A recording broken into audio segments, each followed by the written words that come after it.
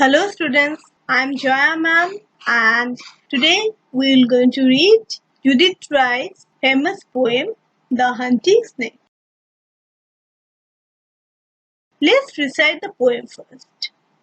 Sun warmed in this late season's grace, under the autumn's gentle sky we walked, and froze half through our face the great black snake went trailing by.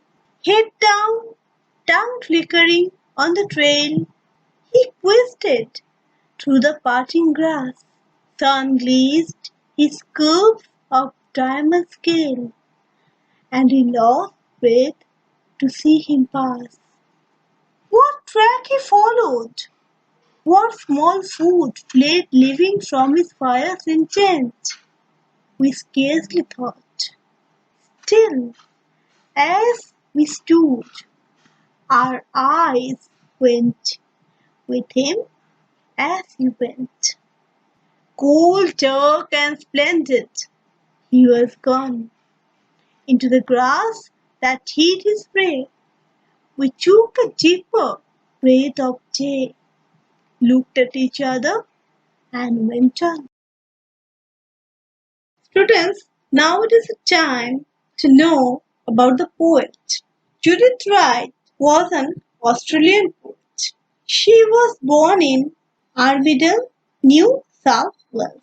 Her first book, The Moving Image, was published in 1946. Apart from being a literary person, she was an environmentalist. She was well known for her campaigning in support of the conservation of the Great Barrier Reef and Fraser Island. She received the following awards. In 1976, she received Christopher Brennan Award. In 1991, she got Whiz Gold Medal for Poetry. In 1994, Human Rights and Equal Opportunity Commission Poetry Award for Collected Poems. Students, you must be acquainted with the concept of eco-critical poem. First of all, you must know who is an environmentalist. An environmentalist is a person who is concerned about protecting the environment. And Judith Wright was a famous environmentalist. Now, being an environmentalist, Judith Wright takes into account minor details of nature and thinks of conserving the aspects of nature when destruction of nature becomes a regular phenomenon in our daily life. Hunting Snake is an hypocritical poem where the poet explores the relationship between literature and Earth's environment. Minor details of environment are being focused. Here, as an eco-critical poem, we can see a beautiful reeling snake went by in front of the poet and her companion. Students, now it is the time to read the poem. So, we are reading Judith Wright's The Hunting Snake. The poem is consisted of 4 stanzas containing total 16 lines. That means each stanza contains 4 lines. When each stanza contains 4 lines, it is called a quatrain. Okay? While reading the poem, we'll read the summary, word notes, and critical comment for each stanza. In the first stanza, Judith Wright describes a pleasant weather condition where the sun is warm and comfortable. There is a difference between hot sun and warm sun. Hot sun provides us oppression by its scorching heat, but warm sun gives us comfort and pleasure. The late season refers to the end of autumn, and the delicate atmosphere has showered abundance of elegance and poise. The autumn's gentlest sky is indicative of a clear weather condition, and there is no scope for storm or rain. In other words, it conjures up a perfect autumn day. The poet, along with a companion, was walking for a day's out, enjoying every bit of nature's beauty. After this, we find no interruption, but now it has been interrupted by a comma. That means it is stopped for a while. For 2.5 lines there is no interruption, but now it is interrupted. Why? We can notice that there is a change. The poet and her companion cannot move further. See, abruptly their movement was stopped or interrupted by a change. Their movement was frozen by an element of surprise. They suddenly perceived a snake was moving on the green grass, though not in a smooth pace. A snake was reeling by, and that is a most fearful sight. And so that the poet and her companion froze. Froze here contains the element of fear. Let's come to the word note section. Sun warmth, comfort derived from the heat of the sun. Late seasons, end of autumn, grace, broad-mindedness, gentlest, most mild, froze, present form of freeze. Here it meant stopped. It is also indicative of fear, as I have already told. Reeling, not in a smooth manner, that means not in a very fluid or mobile manner. Now it is a time to critically comment on the first stanza. Being an eco-critic, Wright focuses on the elements of nature with the minute details. There is the use of personification in late season's grace. Students, can you remember what personification is? Okay, I'm again telling you. Personification is a figure of speech in which non-human or inanimate objects are imposed with human attributes or qualities. Season cannot have grace. Grace is a human quality imposed on an inanimate object of nature. According to the author, their speech has been stopped. However, froze here indicates inactivity, and that is out of fear. The adjective great may suggest the size and magnanimity of the snake, and black may reflect its ferocity. Black is also a symbol of death. Okay, let's move on to stanza 2. Students, we have arrived in stanza 2. Let's see what is in the summary. In the second stanza, the poet describes the snake as head down. It again throws light on the eco-critical view of the poet. Nature does not harm anyone without necessity. If you don't disturb them, they will not going to harm you. But the very next phrase, tongue flickering, reminds us of the courage, strength and ferocity of the snake. The snake here is linked to a night gone on an adventure. This comparison actually brings a mixed image. On one side, a knight is a brave soldier fighting for his king. He is the hero here. On the other hand, he is a violent person that kills many people and can be perceived as ruthless, to be feared as well as admired. Okay? The snake is moving with his downhead and flickering tongue through the path created naturally, that is trail. He is in frantic search of his prey through the grass. The dazzling sun reflects the rare beauty of the snake. His scales are being compared to diamonds. The snake, in its natural setting, is a supreme authority, is supreme in power, gorgeous in the show and gallantry. The world loses its motion and becomes timeless with its movement.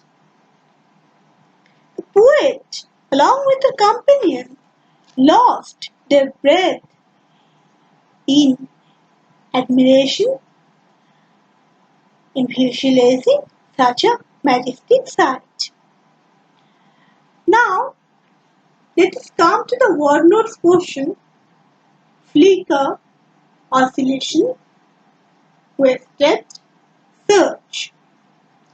Okay, here I want to tell you that the word wasted actually implicitly compares the snake to a brave soldier. It will be not said that the soldier searched for his enemies.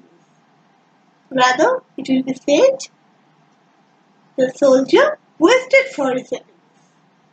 So, I think that you have understood the difference. Okay? Now, again, getting back to the word note portion. Parting means separation. Glazed, gleamed. Curves, arc, scale. The loose cells present in the body. Bangla যেটাকে আঁশ বলে. Trail, path created of its own. Now it is the time to comment critically on the second stanza. See, students, the figure of speech of juxtaposition has been used here. What is juxtaposition? Juxtaposition is a figure of speech where two contrary means two altogether different phrases are placed side by side. You can see here, head down means the snake is harmless, and tongue flickering, that means the courage and ferocity of the snake. So, both the phrases are not complementary to each other. They oppose each other. Personification is also being used. Parting of grass. Grass cannot be parted. It is a human virtue. The line, sun-glazed, his curves of diamond scale asserts two possible perspectives. Okay? The first perspective is that the poet and the companion were in close proximity of the snake.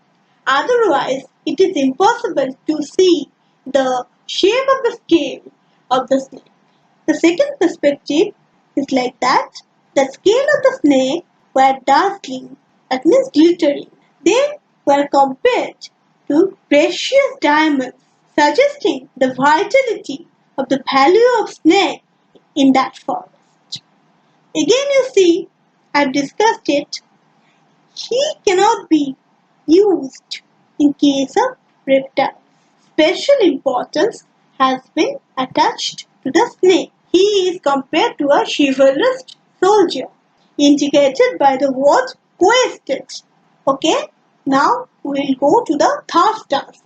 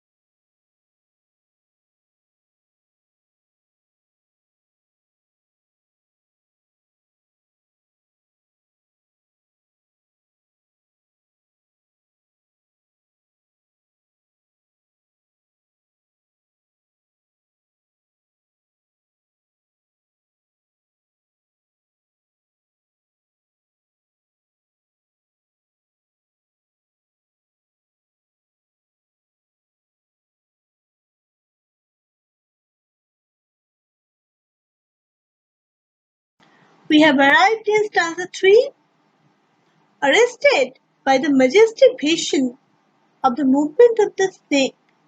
The poet and her companion got completely unaware of the prey behind which the snake persuaded.